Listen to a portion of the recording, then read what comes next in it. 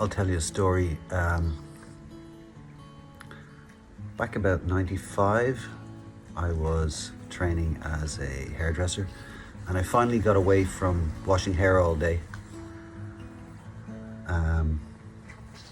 So I got onto blow drying curly hair. So the stylist would have cut the hair and they'd say, right, you got a curly blow dry to do. So I would start the blow dry. I'd be using the diffuser and I'd be slowly drying the hair. And this happened every time. And when I was coming to the middle of the blow dry, they'd say, oh, could I dry my hair myself? And I'd like, okay, cool. So I'm standing there watching them. I'm not allowed to leave them because I'm meant to be blow drying their hair. And they'd start drying their hair and I'm just standing there watching them.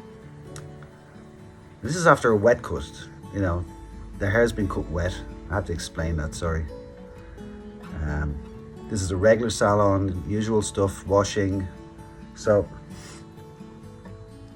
they're drying their hair and they would usually put the dryer down when it was more or less done, throw the gown over the back of the chair and storm off.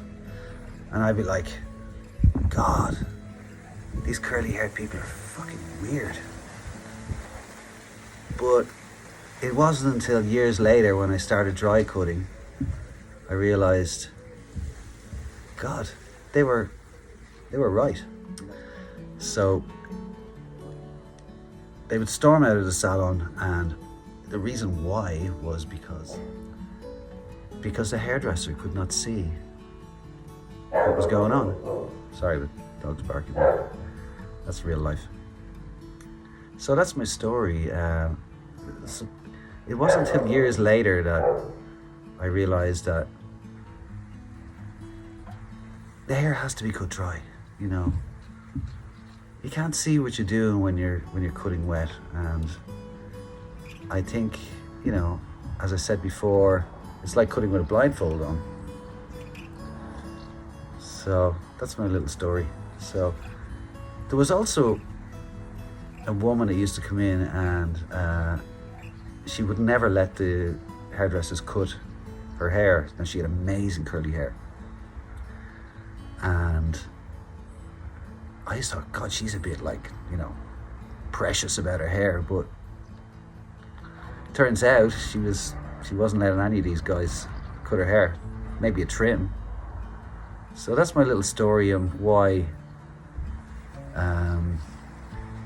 you have to cut dry.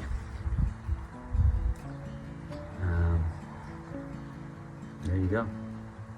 Oh, what do you think, Rekka?